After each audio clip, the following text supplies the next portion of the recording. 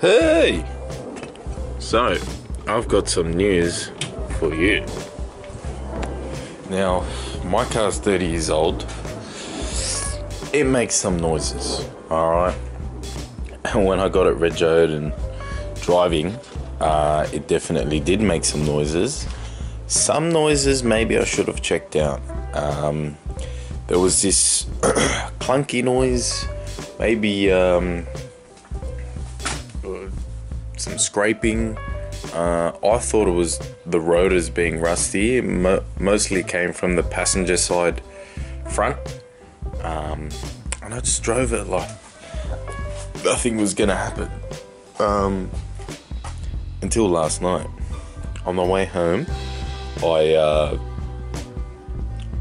noticed a pretty big clunk sort of coming out of my fiance's driveway, and driving home I thought nothing of it. I just thought, shit, that's something I'm gonna have to take a look at until the home stretch. So what happened was when I started braking, I veered to the right. Let's get a good shot of this. The caliper slid off. Yes, the caliper slid off. That bottom bolt came out. I don't know how. It would have been so long since I even touched that. So I don't know if that's something I sort of left and didn't touch, but I'm either gonna have to go to the supplier or a wrecker for this bolt, or absolutely flip my garage upside down to find one. For the time being, I'm gonna jack it up, take it apart, at least get a sample bolt so that I can take it with me, and then find a replacement, because I want to drive this car and I don't particularly want to veer to the right every time I brake. So that's where we're at. Hey! Alright boys, update. So I went down to the local parts place, and I spent 30 hard-earned dollars on some bolts. So this caliper is off, car's jacked up. Now initially I thought it was this bolt that had come loose and it was only slightly coming off, but both of these caliper bolts that mount up behind here just completely missing. And that scared me. I was wondering if maybe when it was done they were never put back together, and so I had a look over here because I needed to take a sample to the supplier, and I took this one out. Let's have a look. This one's still in there, but when I went to take it out, it was not tight at all, which is worrying. So what I'm gonna do, I'm gonna put this bad boy back on. I'm gonna put the one that I took off as a sample back on. I got some spares too, and yeah, we'll go from there. Hey! Alright, we're good. We're good. The calipers are in. Okay, I'll put both of them, well, way too much zoom there. Okay, calipers back together, looking a lot better than it was before. Okay, the other side I double checked, it was loose, not completely, but I wouldn't be driving it the way it was, so those were all tightened up. Nothing to like manufacturer's torque specs or anything like that. I just get it to TAF, tight as fuck. So they're all good and on there. The reason why it's on the little timbers there is because the jack sits too high, so I can't actually undo it without raising the car a little bit, so I've just used those timbers. You might be thinking, is that the leak I'm talking about? Because there is quite a lot of water and stuff under there, but no, the leak's not that bad. it's been probably about 3 days. So just get that open since I filled it up. So let's check where it's at now.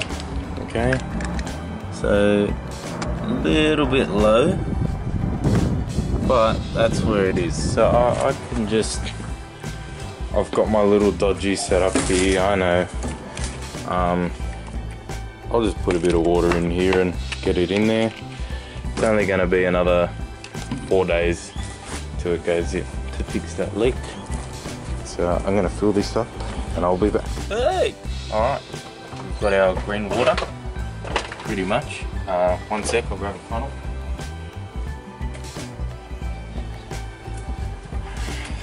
The leak's not too bad when probably half of this will fill it to where I want it to be. Like I said, I'm not too fussed because it is getting repaired on Monday. So I'll fill this up, I'll take it for a test drive, make sure those calipers sort of feel good. If I still hear noises, then it could be an amalgamation of issues. If not, I'd say I'm all in the clear. Okay, so that's filled up and I pretty much used the whole bottle, so a bit more than I thought, but still pretty good. Okay, pretty happy with that, to be honest. Okay, so with that closed, we'll get inside, we'll go for a test drive.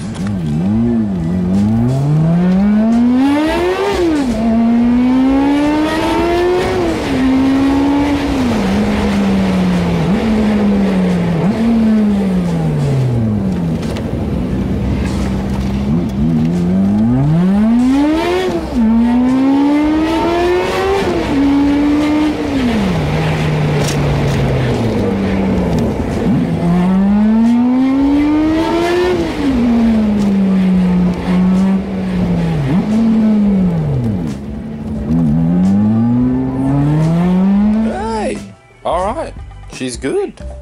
Post test drive, it's actually running pretty well. None of the worrying noises were made when braking and stuff like that. Sped up and hard broke a few times, feels really good. Pretty happy with the outcome. I dare say that for now, anything brake related is sorted. I would like to upgrade in the future, but that's for now, that's good. Might be thinking, oh, why didn't you fix the coolant leak? Well, look, I paid good money for Doug to put it all back together because I just didn't have the time for it. And it's leaking, so I just figured, you know what, rather than me open that can of worms, just send it back to him. And I'm happy with that. He warrants his stuff, so, and he's a great mechanic, so you know, he might have just missed something, but whatever, it's not too bad. A while ago I mentioned that I upgraded a little bit my setup.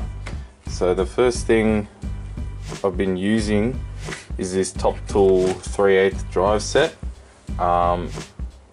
It's been great. I mostly worked out of 1/4 inch and 1/2 inch stuff. It's pretty clean, but it's a pretty comprehensive set for what I need it for. Just having it there is great. The other thing I've been working with is this gear wrench, 1/4 inch drive. It's not a ratchet, it's a bit driver. So it's been pretty handy to swap between like Phillips bits, flathead bits, sockets, all that good stuff. That's probably been my favorite sort of tool that I've been using recently. It's been great doing all the camera stuff, all the reverse camera, sorry, all the interior bits. It's just a great thing to sort of have different bits and just interchange when you need them. So I recommend having something like that, definitely. And the added function of this box compared to what I had before, like got all my hardware, nails, screws, washers, you name it.